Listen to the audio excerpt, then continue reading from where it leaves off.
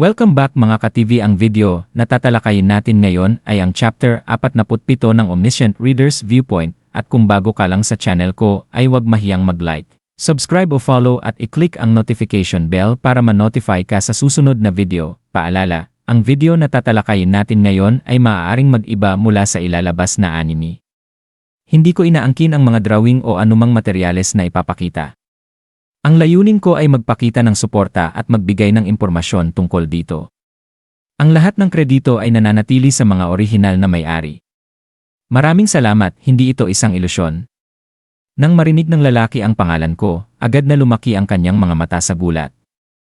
Maingat niya akong pinagmasdan at tila hindi makapaniwala. Napaisip tuloy ako kung paano nga ba inilarawan si Yoo Jong-hyuk sa Ways of Survival. Wala namang detalyadong paglalarawan sa kanyang mukha maliban sa katotohanang gwapo siya. At tungkol naman sa mukha ko ngayon, marahil isa ito sa mga kaginhawahang ibinibigay ng isang kathang-isip na mundo. Nang tanungin ko siya kung ano ang problema, agad niya itong itinanggi at naging mas magalang ang kanyang tono. Hindi ko alam kung ano ang tumatakbo sa isip niya, ngunit malinaw na nalilito siya. Sa sandaling iyon, lalo akong nakatiyak na nabasa ng lalaking nasa harapan ko ang Ways of Survival. Wala siya sa character list ko, ngunit nagulat siya nang marinig ang pangalan ni Yoo Jong-hyuk. Hindi nagtagal, napunta ang tingin niya kay Lee Hyun-sung na nasa tabi ko. Mukhang ginagamit niya ang isang kasanayan upang suriin ang mga katangian nito. Hinayaan ko muna siyang magmasid bago ako nagsalita. Napakawalang galang mo. Mas mabuting maging maingat ka kung saan mo ibinabaling ang mga mata mo. Napaatras siya sa gulat. Agad niyang napagtanto na nahuli ko siyang gumagamit ng detect attributes. Malamang ay naisip din niya na kaya kong makita ang kanyang ginagawa. Hindi ko alam kung hanggang saan niya nabasa ang nobela, ngunit isa sa mga kilalang katangian ni Yoo Jong-hyuk ay ang double S rank skill na Sage's Ace, na nagbibigay ng kakayahang makita ang lahat at pinoprotektahan siya laban sa mga kasanayang pang-espiya. Dahil doon, malamang na naniwala siyang mayroon din akong ganoong kakayahan. Akala mo ba hindi ko malalaman na sinilip mo ako gamit ang isang B-grade na kasanayan? Agad na namutla ang kanyang mukha. Napunta naman ang kanyang tingin sa pulang watawat na nakasabit sa likod ko, na para bang naghahanap siya ng higit pang ebidensya. Mukhang hindi rin ganoon kalalim ang kanyang kaalaman tungkol kay Yoo Jong-hyuk. Biglang may isang miyembro ng grupo niya na hindi nakakaunawa sa sitwasyon at itinutok ang sibat nito sa akin.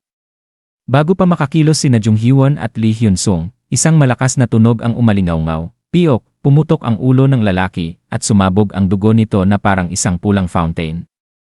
Napasigaw ang lahat sa paligid. Sa gitna ng bumabagsak na dugo, nakita ko ang isang seryosong lalaki na dahan-dahang lumalapit. Humingi siya ng paumanhin at nagpakilala bilang si Lee Sung-kook, ang deputy ng Dongmyo Station. Nang marinig ko yon, mas lalo kong ginampanan ang papel ni Yoo Jong-hyuk, Dongmyo Station. Naiintindihan ko. Kung ganoon, umalis kayo rito. Natigilan siya, ano po? Simula ngayon, istasyong akin na ito. Kaya umalis kayo. Napatanga siya sa sinabi ko. Sinubukan niyang magpaliwanag na hindi maaaring ilipat ang pagmamay-ari ng isang istasyong may nagmamay-ari na, ngunit agad ko siyang pinutol, deputy ka lang. Ha?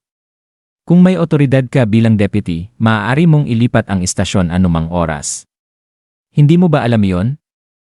Nanigas ang kanyang mukha nang maunawaan niya ang ibig kong sabihin. Pagkatapos ay binigyan ko siya ng ultimatum. Kapag hindi niya isinuko ang istasyon bago ako makabilang ng 3, puputulin ko ang kanyang leg. Habang papalapit ang mga tauhan niya at lalong tumitindi ang tensyon, nagsimula akong magbilang, 1. Nagpatuloy ako habang unti-unting nababalot ng kaba ang paligid, 2. Pagkatapos ay inactivate ko ang White Pure Star Energy at Blade of Faith. Isang nakakasilaw na puting espada ang sumiklab sa hangin. Sa liwanag nito, malinaw kong nakita ang maputlang mukha ni Lee Sung-kook. Isa itong pagsusugal. Kung alam niya kung sino talaga si Yoo Jong-hyuk, alam din niya kung gaano ito kalupit sa mga unang bahagi ng kwento. Hindi niya magagawang ipagpatuloy ang pagtutol. Kung hindi naman niya ito lubos na kilala, handa akong makipaglaban at tumakas kung kinakailangan. Sa kabutihang palad, siya ang unang bumigay, sandali. Ibibigay ko na. Ngunit hindi pa ako nasiyahan, hindi sapat. Nagulat siya, ha? Masyado kang natagalan sa pagsagot. Hindi lang Dongmyo ang gusto ko. Isama mo rin ang Dongdaemun. Halos malaglag ang panga ni Jung Hyewon sa tabi ko. Ngunit kailangan kong magpatuloy. Kung gusto kong paniwalaan niyang ako si Yoo Jong-hyuk, kailangan kong maging mas mapangahas. Muli kong itinutok ang espada sa kanya at nagsimulang magbilang. Sa pagkakataong ito, kitang-kita ko ang pagbabago sa kanyang mukha. Unti-unti na siyang naniniwala na ang pangunahing tauhan ng nobela ay talagang nasa harapan niya. Sa huli, sinabi niyang wala siyang otoridad upang ibigay ang Dongdaemun, ngunit maaari niyang ibigay ang Dongdaemun History and Culture Park. Hiniling din niyang makilala ko ang kanilang kinatawan, napangiti ako sa loob-loob ko. Eksakto iyon sa gusto kong mangyari.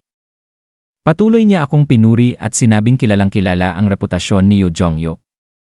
Nang tanungin ko kung paano niya ako nakilala, agad siyang natigilan. Napagtanto niyang may nasabi siyang hindi dapat. Hindi pa dapat sikat si Yoo Jong-hyuk sa panahong iyon, gayunpaman, mabilis siyang bumawi at muli akong inimbitahan. Pagkatapos ng maikling katahimikan, tumango ako, sige. Pangunahan mo ako. Nagliwanag ang kanyang mukha at agad siyang sumumpa sa King's Honor na hindi nila ako sasaktan. Kinilala ito ng sistema at sinabi na maaari ko siyang parusahan kung lalabagin niya ang sumpang iyon. Bago kami umalis, itinuro ko ang flag holder, ibigay mo sa akin yan. Wala siyang nagawa kundi sundin ako. Agad na lumitaw ang mga mensahe ng sistema, natanggap mo ang paglipat ng pagmamay-ari ng Dongdaemun History and Culture Park. Kasalukuyang nasasakupan, Cheongmuro, Pangunahing Base, Myeongdong, Dongdaemun History and Culture Park. Tumataas ang achievement points ng pulang watawat, nagbago ang anyo ng watawat sa harapan ko, magandang simula iyon. Sa katunayan, parang napakadali nga nito. Pagkatapos noon, pinangunahan kami ni Lee Sung-kook patungo sa Dongmyo Station. Bagamat hindi alam ng karamihan ang tunay kong pagkakakilanlan, sapat na ang paggalang na ipinapakita ni Lee Sung-kook upang hindi sila makapagprotesta. Habang naglalakad kami sa hulihan ng grupo, sinubukan akong kausapin ni Lee Hyun-sung. Dokja, bago pa niya mabigkas ng buo ang pangalan ko, agad siyang sinuntok ni Jung Hee-won sa tiyan. Napangiwi siya sa sakit, tulad ng inaasahan kay Jung Hee-won, hindi man niya alam ang buong sitwasyon, alam niya kung paano makisabay sa palabas. Tahimik kong sinabi sa kanya na bantayan si Kang Il-hun at huwag itong pakakawalan. Tumango siya at biglang lumuhod sa harapan ko na parang isang kabalyero, o Jong-hyuk. Gagawin ko ang lahat ng iutos mo. Sa sobrang gulat ni Lee Hyun-sung, ginaya rin niya ito, ako rin susunod ako sa lahat ng iutos mo. Napalingon si Lee Sung-kook nang marinig ang mga yon. Nakakahiyaman, naging epektibo naman ang resulta. Kung mababasa ko ang isip niya sa sandaling iyon, malamang na isa lamang ang nasa isip niya, siya nga si Yoo Jong-hyuk. Hindi nagtagal ay nakarating kami sa Dongmyo Station. Malaki at organisado ang grupo roon. May mga armadong miyembro, ngunit mas marami ang tila mga palaboy at nakaligtas mula sa ibang istasyon. May ilan na pinipilit manghuli ng mga ground rat habang binabantayan. Samantalang ang iba naman ay pinagdidiskitahan ang mga bangkay ng halimaw upang gawing kagamitan, isang uri ng alipin. Karaniwan itong tanawin sa panahon ng mga hari, napasimangot si Jung Hee-won. Hindi ito tunay na kaharian, pigilan mo muna ang sarili mo, sabot ko. Magmasid ka lang. Habang kunwari walang pakialam sa paligid, tahimik kong sinusuri ang sitwasyon. Mahalaga ang Dongmyo sa orihinal na kwento. Kung tama ang pagkakaalala ko, ang kinatawan ng lugar na ito ay ang tinatawag na invalid. Ngunit maaaring nagbago na ang lahat dahil sa pakikialam ng mga propeta. Habang iniisip ko yon, napansin kong nakatutok si Lee Sung-kook sa kanyang smartphone. 5,000 coins ang na-invest sa Agility, 20 Agility, 30, isang kamangha-manghang liksi ang dumadaloy ngayon sa iyong katawan. Lumapit ako sa kanya nang hindi niya namamalayan. Ano ang tinitignan mo ng ganyan kaseryoso? Nagulat siya at agad na itinago ang cellphone, o wala iyon. Ngunit nakita ko ang screen sa maikling sandaling iyon, dilaw na background. Pamilyar na mga chat bubble, may kakaibang pakiramdam na gumapang sa isip ko. Kung hindi ako nagkakamali, mukhang may nakita akong chat room, internet, dito. Sa mundong ito, at diyan nagtatapos ang kabanata 48 ng Omniscient Reader's Viewpoint. Patuloy lang sa pagsubaybay mga ka-TV at hanggang sa susunod, paalam.